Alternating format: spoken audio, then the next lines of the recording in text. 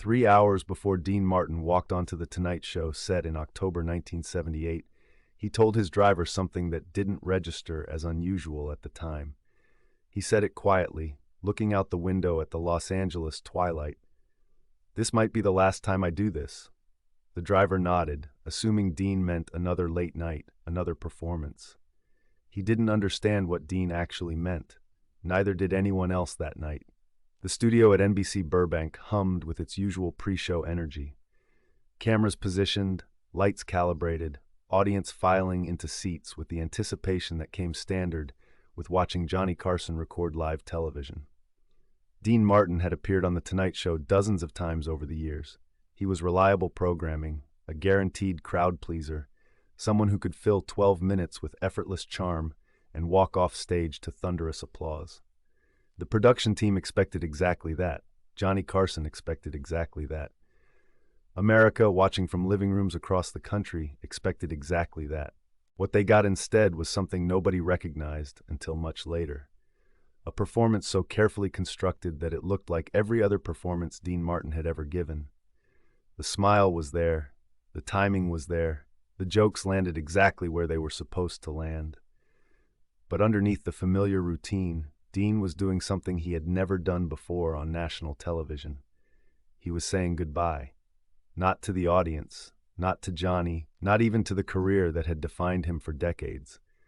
He was saying goodbye to the person he had pretended to be his entire adult life. The thing about Dean Martin was that everyone thought they knew him.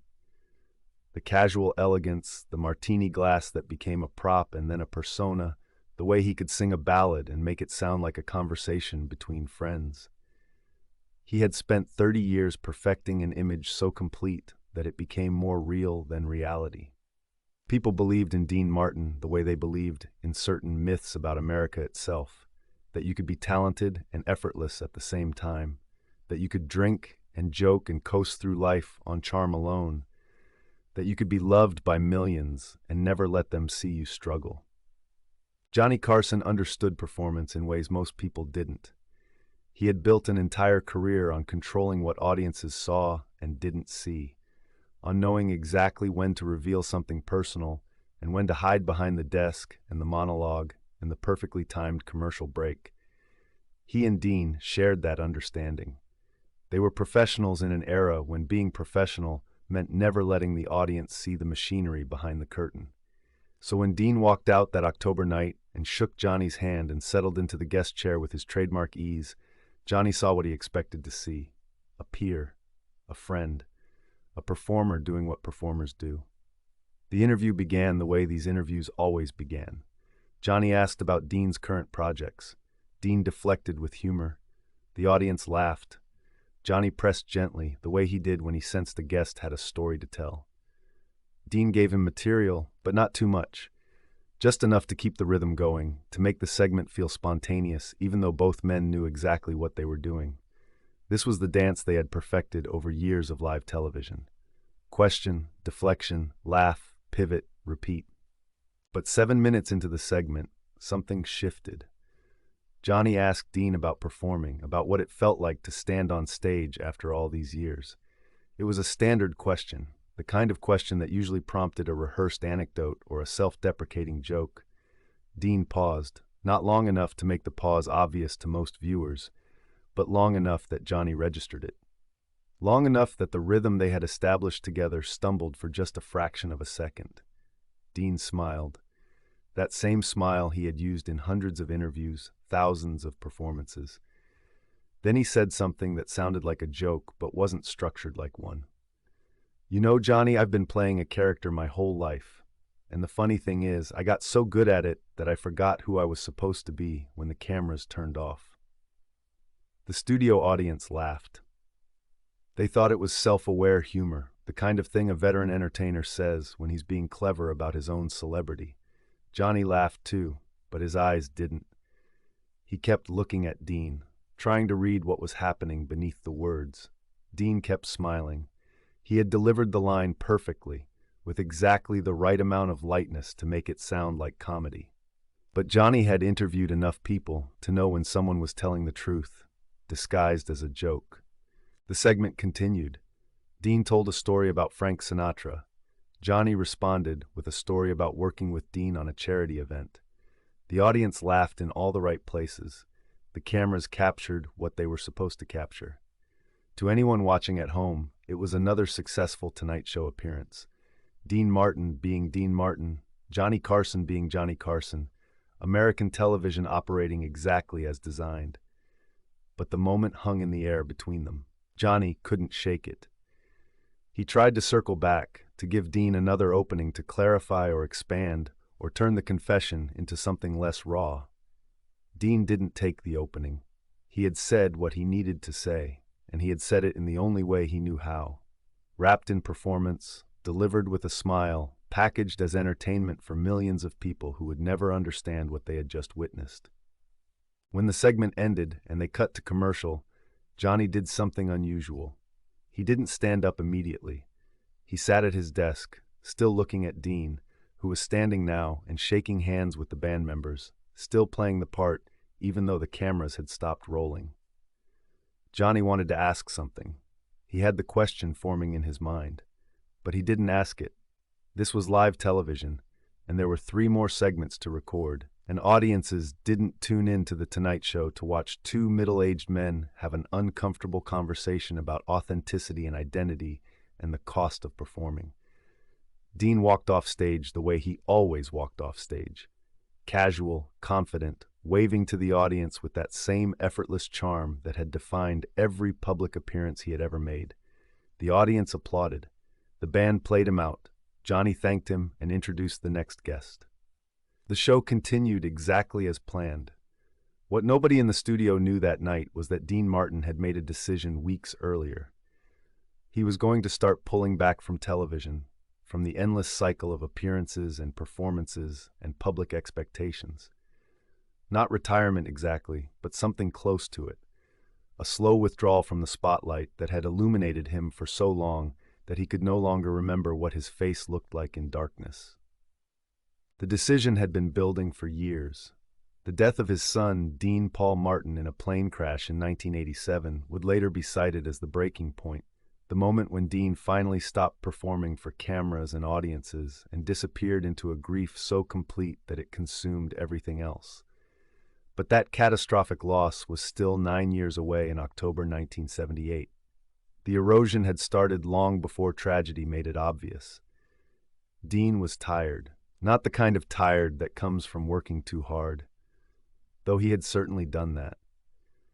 He was tired of being Dean Martin, tired of the smile that people expected, the jokes that audiences demanded, the persona that had become so fixed in American culture that he couldn't dismantle it without disappointing millions of people who believed in the myth more than they cared about the man. The Tonight Show appearance was his way of testing whether anyone was paying attention, whether anyone could hear what he was actually saying beneath the performance. He had delivered the line perfectly, with enough ambiguity that people could interpret it as either profound confession or throwaway humor. If someone recognized it for what it was, maybe that would give him permission to be more honest, to start dismantling the image piece by piece until he could figure out who existed underneath. If nobody recognized it, well, that would tell him something too. Johnny Carson thought about that moment for weeks afterward. It bothered him in a way he couldn't quite articulate.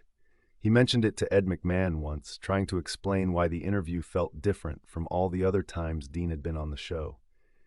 Ed didn't see it. He thought Dean had been in fine form, maybe a little more reflective than usual, but nothing concerning. Johnny let it drop.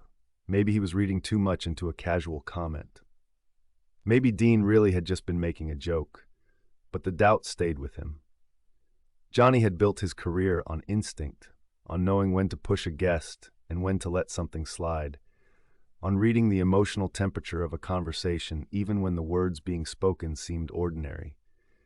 His instinct told him that Dean had been trying to communicate something important, and Johnny had missed it. Or worse, he had seen it and chosen not to acknowledge it, because acknowledging it would have required breaking the unspoken rules that governed how men like them interacted on national television. The footage of that appearance still exists.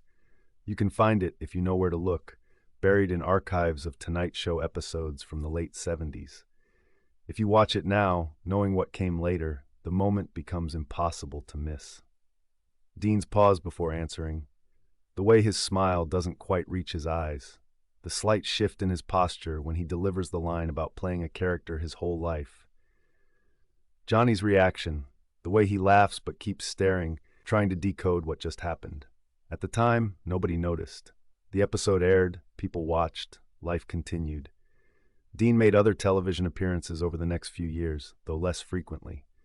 He recorded albums, performed in concerts, maintained the public image that audiences expected. But he had started the process of disappearing. Slowly, carefully, without making a big announcement or dramatic exit. He just became less available, less visible, less present in the cultural landscape that had once seemed unimaginable without him. The people closest to Dean saw the change. His friends noticed he was quieter at gatherings, less interested in the spotlight even in private settings.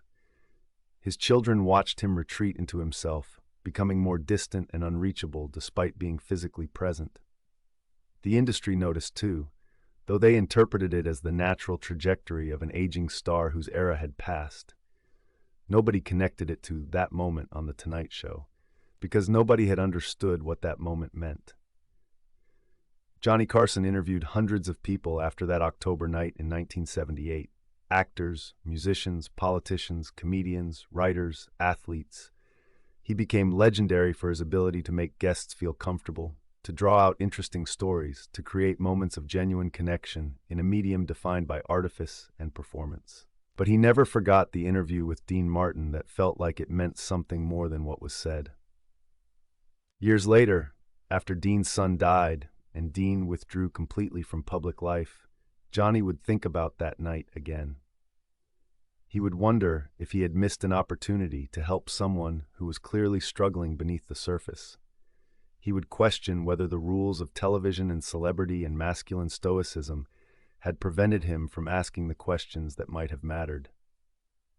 He would recognize too late to do anything about it that Dean had been offering him a glimpse behind the curtain, and Johnny had chosen to keep the show moving forward instead. The tragedy wasn't that Dean Martin stopped performing.